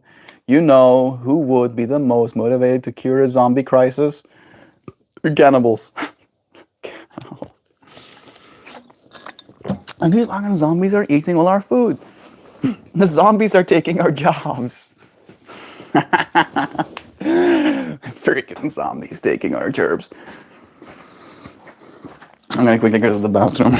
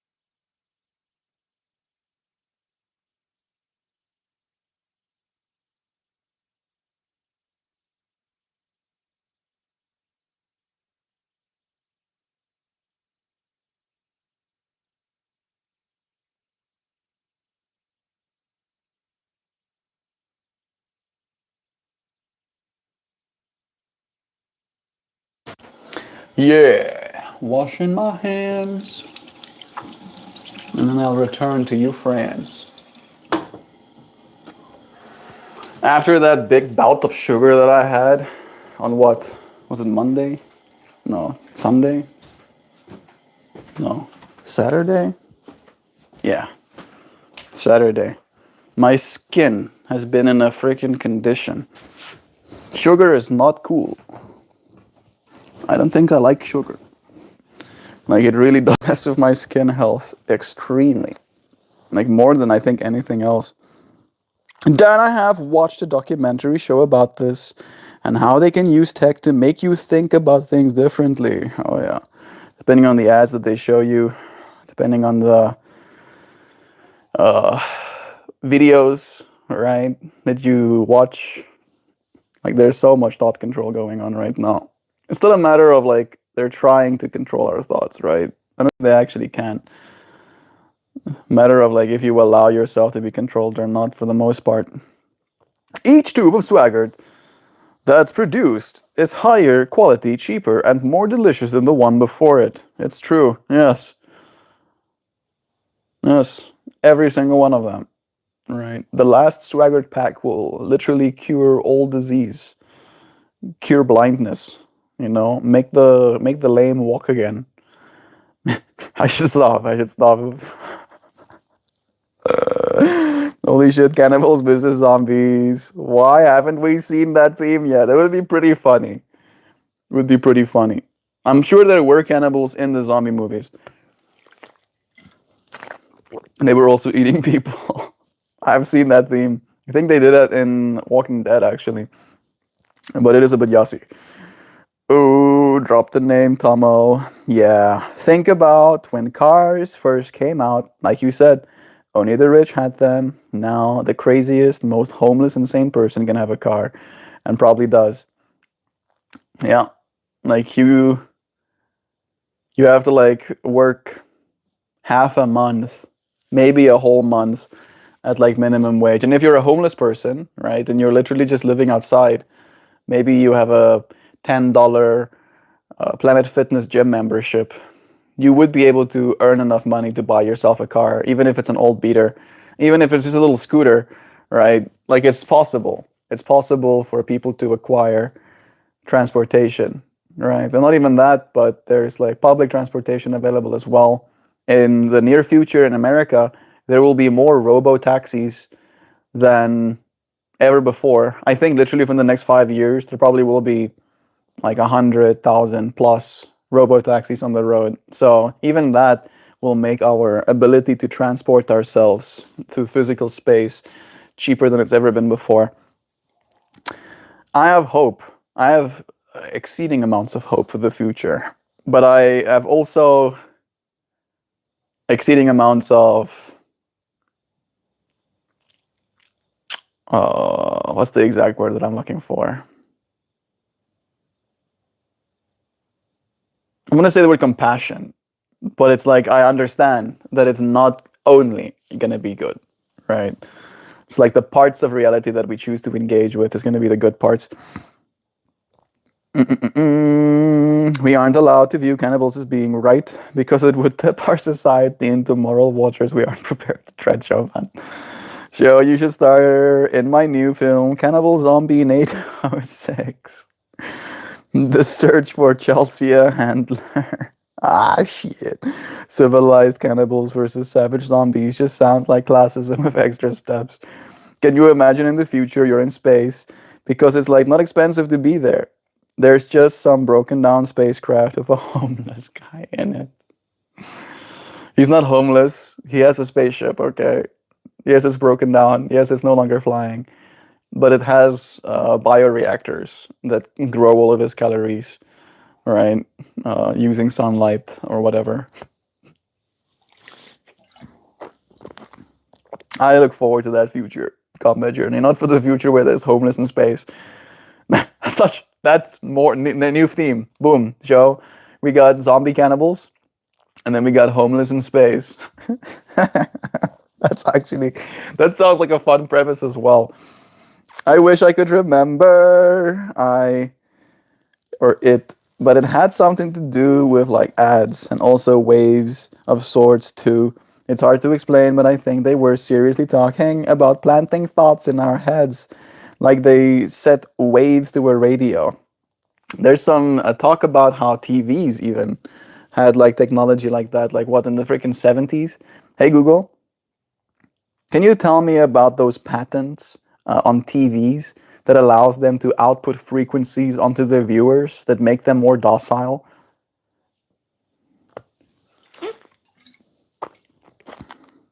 Yeah, the specific patent you're referring to is US patent 650-614-8B2, titled Nervous System Manipulation by Electromagnetic Fields from Monitors.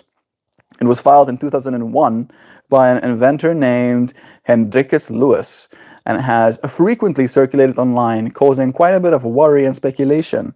The patent claims that the application describes a theory that weak electric magnetic fields emitted from an old cathode ray tube or CRT television screens and computer monitors can be pulsed at very specific low frequencies like 0.05 or 0.5 hertz or 2.4 hertz to trigger a sensory resonance in a viewer, causing psychological effects like deep relaxation, drowsiness, or lethargy. The reality of the patent office is a common misconception is that it has granted a patent means.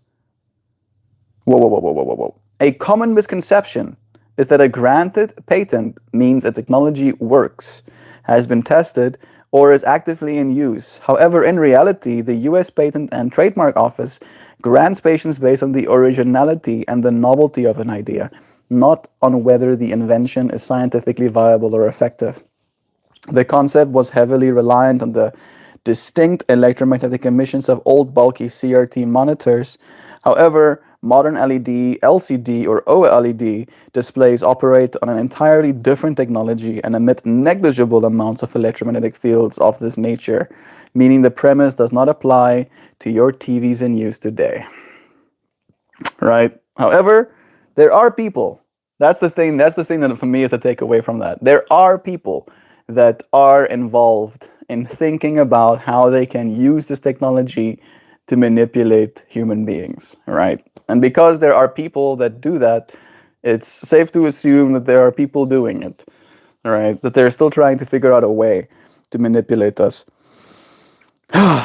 It's going to be interesting, right? Because I am pro putting chips in my brain one day, right? You friends will get to see if I get manipulated into believing things differently, right? Would be cool to see if I keep myself or if I lose myself. I remember the documentary Tomo, subliminal messaging, I think. Interesting stuff. Very interesting because you wonder who has that power and who they are using it and on who. Yeah, I'm back. Is Sam in Compton? Ernest goes to space.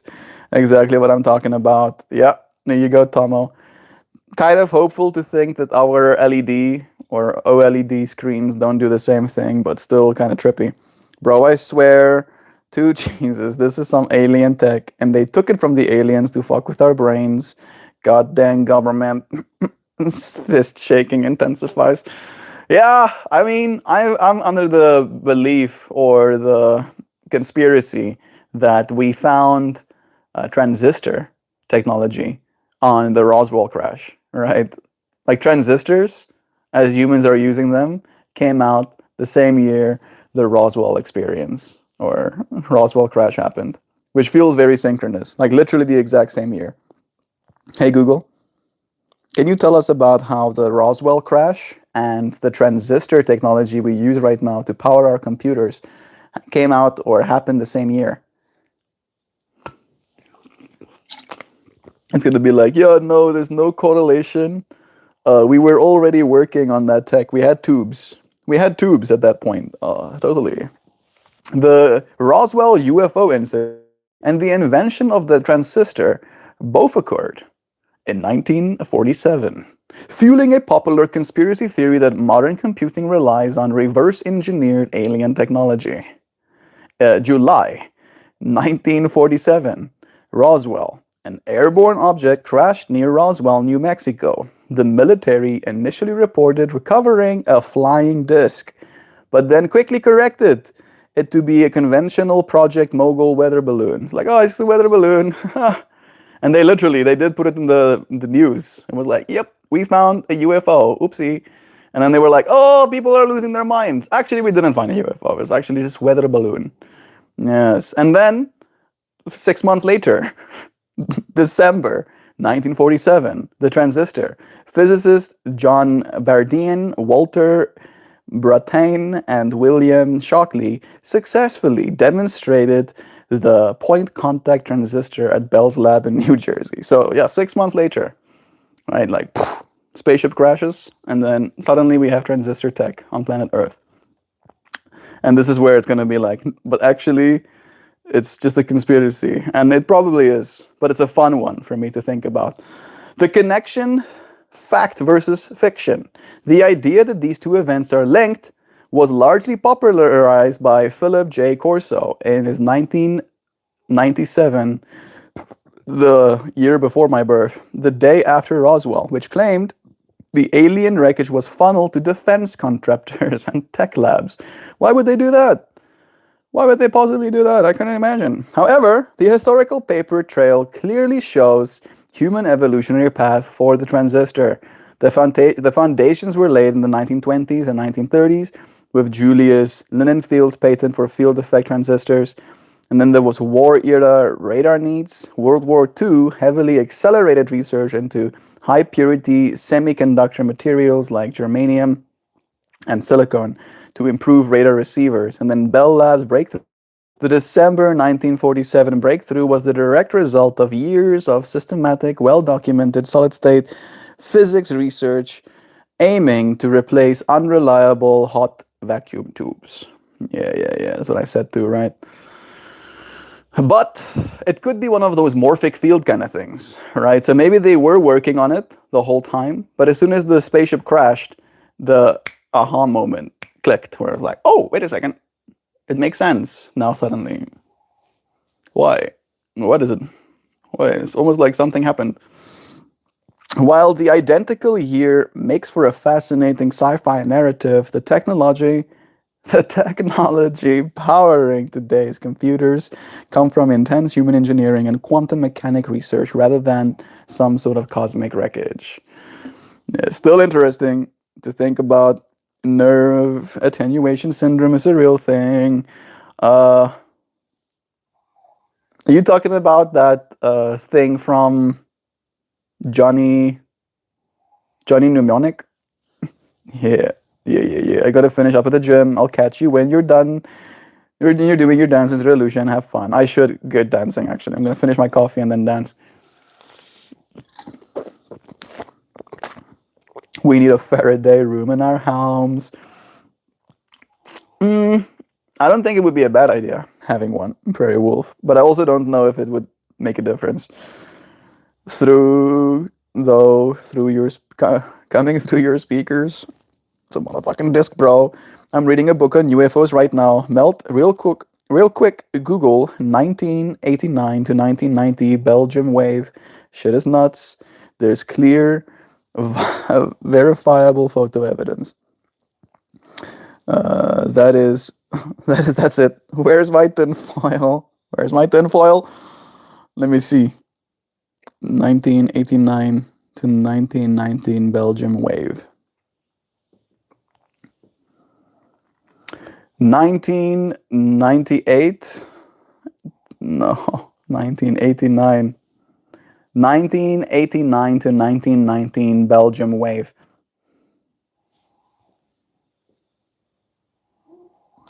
Famous series of sightings that took place from November to April, with some intermittent sightings extending into 1991. It involved thousands of witnesses, including police and military personnel, reporting massive, silent, triangular crafts with bright lights cruising over Belgium.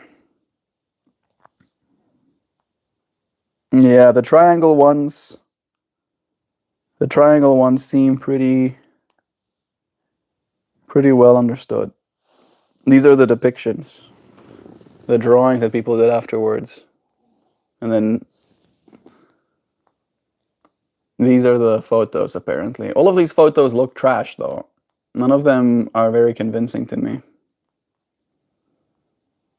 Like a freaking pencil drawing, or probably pen drawing. The pen drawing, to me, holds more credence than the actual photos. Because apparently these are the photos that they took. And like whatever these aliens are, they clearly have different tech, right? Because they don't need to emit light. At least some of the aliens, they don't have to emit light in order to fly. Yeah, it gave me the information straight. The Belgium Air Force tracked these unknown solid targets on a radar, and they scrambled 2 F-16 fighter jets to intercept them. However, the pilots locked their radar onto the objects, which then exhibited impossible flight characteristics, racing from 7,000 feet down to 5,000 feet in a single instance, and then accelerating to over 1,000 miles per hour before completely disappearing. However, the pilots never made visual contact due to the atmospheric conditions and the object's evasion tactics. Yeah, because they have alien tech. It's like, you can't see us, so suddenly, like that Bob Lazar S4 movie, they also had a moment where the spaceship came right up to them and then like basically charged and then went from seeing it to not seeing it. Right. Literally almost like traveling faster than light, like suddenly disappearing right in front of your eyes. Man, I want to see a UFO, please. Please let me see the aliens. Just a bird. Just a bird. I say the word bird and the bird is like, what? Passes Tomo pre-made tinfoil hat. I've been waiting on other members for years. We will be only autonomous people. Maybe we will be agents of chaos instead, right? Which would be better. The photos are intentionally underexposed. The triangle is not visible in the original. It's too dark. Also, keep in mind, 89 cameras from some random witness on the ground. The Belgian military sees the original frames of that photo, overexposed it, and that's what you're seeing on Google. I mean, again, they're not the first people to report, right? There's like a lot of reports from military personnel that go up there and see stuff that's not supposed to be up there, right? At least not if we're alone. Like, oh, wait a second. There's other dudes up here and they can travel way faster than we can even track them. Never mind even seeing them, right? They're so fast that our trackers are useless.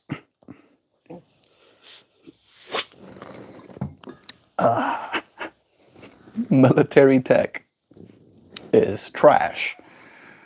Trash in comparison to what they have. Hey Google, when did ET come out? 1980 something, 1986, I think. I wanted to watch ET like a day ago. So it's interesting. I think that's why I know. 1982 or 86. Yeah, it looks pretty rough. Looking at ET from outside right now, I don't know if ET is going to be a good movie to watch today. But a part of me still feels like I wanna.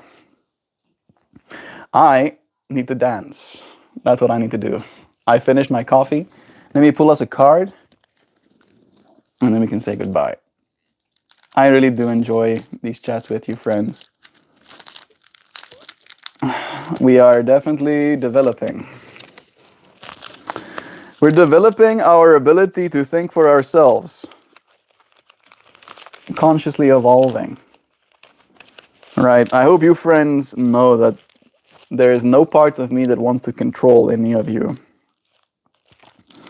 Right? I would, of course, want you to take good care of yourself. But there would be no point in controlling. Right. I too like free will.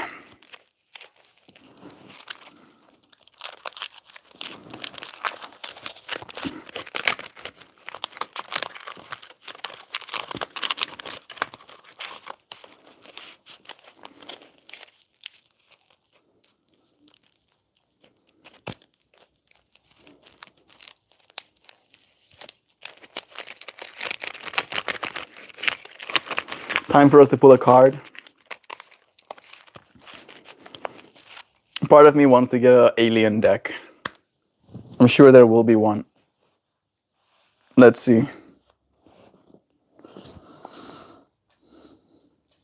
Alien card deck. Oh yeah. Instantly gets alien card decks for sales. The legendary encounter. This is a game. Not alien playing cards. Like alien. Let's see if I say alien oracle card deck. This looks pretty. This looks like it's made by AI. Mystic Martian deck. That seems cute. $80 for a box of cards, though.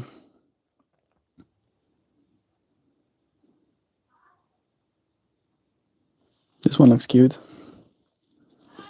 Little cryptids. Little monsters.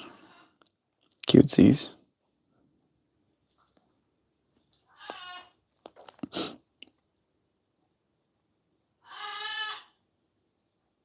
This one looks really cool.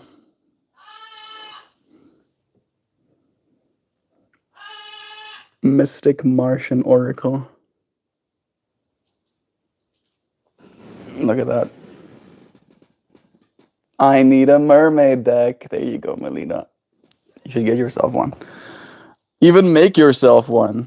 I still do want to make a deck. At some point I will. The Extraterrestrial Oracle. Tarot of the Unexplained. Galactic Star. Is this a deck of cards?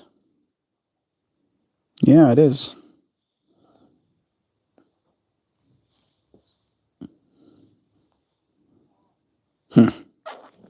Human beings being all fun. I wanted to see if there are any, and it seems that there are. Mel, you should start pulling from a Yu-Gi-Oh deck every day. I don't want to put you in the shadow realm. Oh, be careful. Be careful what you wish for, dude. All right, somebody tell me to stop.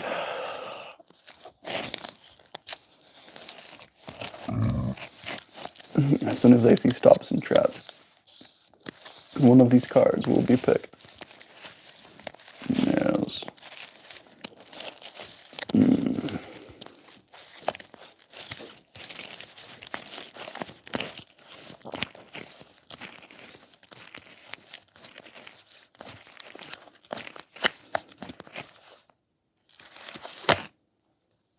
Yay.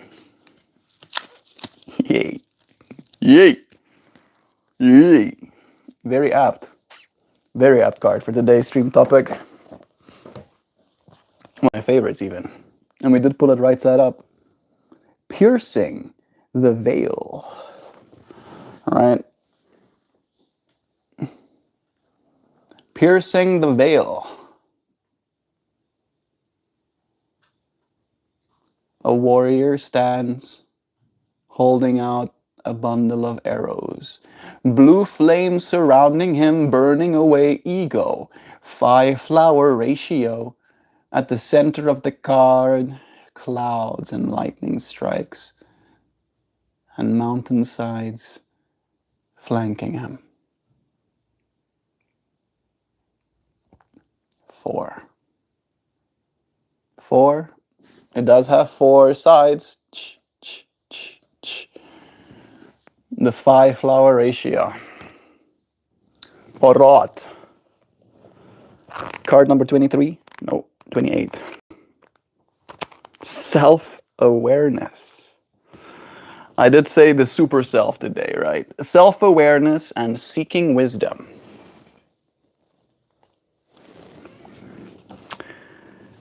There are passages, but it has 4 petals, you're right. Wow, a rare depiction of a man in that deck. There's not a lot of men in this deck. I think there's like the Andean shaman, then there's this guy, but the rest are women.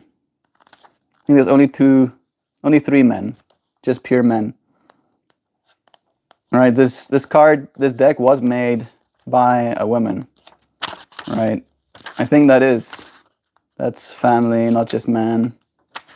That's earth. That's divine mother. That's another feminine one. This is just shapes. Shapes, co-creation is together as well. Yeah. This is the other one. So there's 3. And these are technically men, but it's not about them. It's just that there's monks.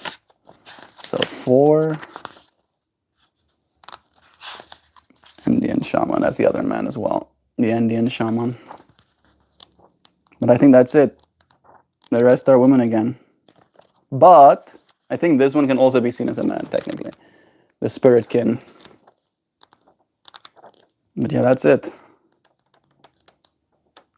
So out of 64 cards, there's only 4 masculine ones, like talking purely about men. Seeking self. Self-awareness, seeking wisdom. One more time. It even got my colors again. Yeah. There are passages and veils through which shamans and visionaries transcend personal limitation and pierce through outmoded thought forms. It is by purity of purpose and by the ability to focus intentions that this becomes possible. This shaman holds a bundle of arrows representing the strength of the peaceful warrior. He is surrounded by blue flames that burn away ego. Powerful five-flower geometry aids him in his interdimensional quest. This is a demanding pursuit that will require the visionary to be conscious and vigilant. As he pierces veils of illusion, he gains self-awareness and access to insight and wisdom beyond just the conventional. This card suggests that you are in quest of greater understanding of your life path. Imagine that you travel with this shaman into the geometry and into your own pursuit of self-awareness.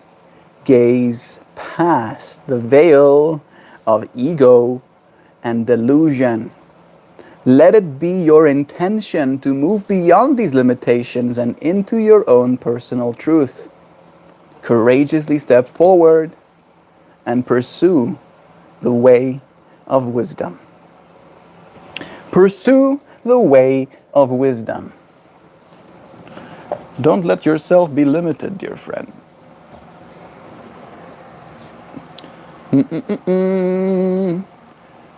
Bro, are there cows in the US? Sure are. How much is a haircut in the US? As much as a pair of scissors, or like $70. Yeah. I got a haircut once here in America, and I was charged $10. Just $10.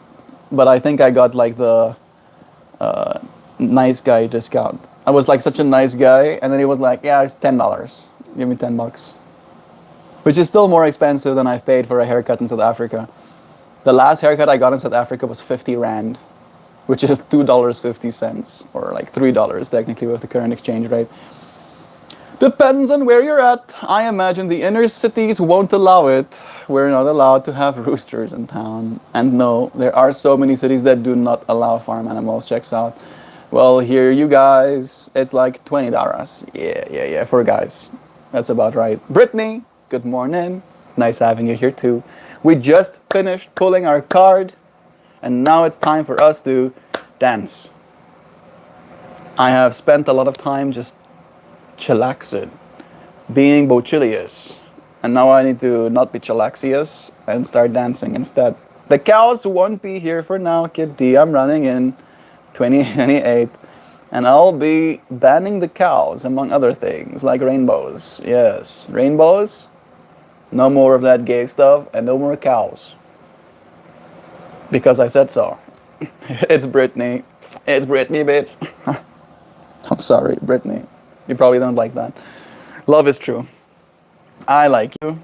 I appreciate you for joining me. I'm gonna finish this live stream, and then I'm gonna start up another one. One in which I will dance like it's Wednesday. Because it is. I appreciate you, friends, for lol, no, I do. You do like it. It's Brittany, bitch.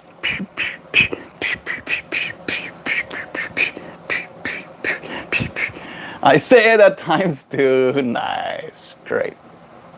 I'm happy about that, Brittany.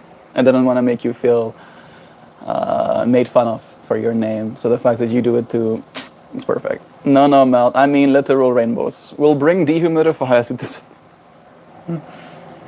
Yeah. Earth is gay, actually. And we're gonna make them straight.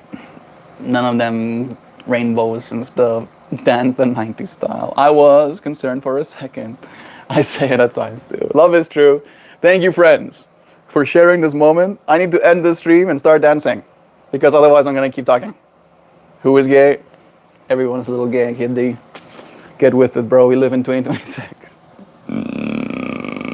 Love is true. Yeah, remind thyself that love be truings. I'm not gay, you're extra gay. Oh. No, I'm not gay. If anybody was gay, you're gay. Oh. Like I was unconvinced until you made sure that I know that you're not gay, which is like the best way to know that you're extra gay. No, I grew up listening to her, so it's cool. Lol, so true. I'll tune back in. We'll see you soon. The gate is say 10% gayness. That's enough. Oh, that's a little bit, right? That's a good amount of gay. I know who I am. Oh, exactly now. All right, all right. I'm gonna say bye bye. All right. I'm gonna do another live stream in a second. Goodbye, everybody. Love you. I said -10. Yeah, -10 means that you're back to being a little bit gay. Oh, that's how it works. If you have like strong aversion to being gay, that's gay. I'm joking. I'm just joking. Man, there's no chance. There's a small chance. So exactly, that's how it works. You see, Brittany's standing me. She knows. She knows. She agrees, right? That means that I'm right. Of course. That's all I need to know. Bye. I need to say goodbye so I can start the next one. I love you, friends. I'll see you again soon.